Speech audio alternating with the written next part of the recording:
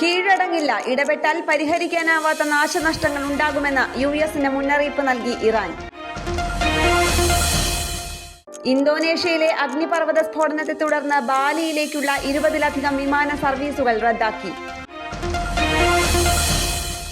Indian ബഹിരാകാശ യാത്രികൻ ശുഭാംശു ശുക്ല ഉൾപ്പെട്ട ആക്സിയം 4 ബഹിരാകാശ ദൗത്യം 22-ന്. അഹമ്മദാബാദ് വിമാനാപകടത്തിൽ നിന്ന് രക്ഷപ്പെട്ട വിശ്വാസ് കുമാർ ആശുപത്രി വിട്ടു. മലപ്പുറത്ത് അധ്യാപികയുടെ കാർ തട്ടി വിദ്യാർത്ഥിനിക്ക് പരിക്കേറ്റ സംഭവത്തിൽ അന്വേഷണം നടത്തി റിപ്പോർട്ട് കൈമാറാൻ നിർദ്ദേശിച്ച വിദ്യാഭ്യാസ മന്ത്രി വി ശിവൻകുട്ടി. ട്രസ്റ്റ് റിസർച്ച് പാർക്കിന് പാലക്കാട്ട് സാറ്റലൈറ്റ് കേന്ദ്രം മന്ത്രി ഡോക്ടർ ആർ ബിന്ദു ധാരണാപത്രത്തിൽ ഒപ്പുവെച്ചു.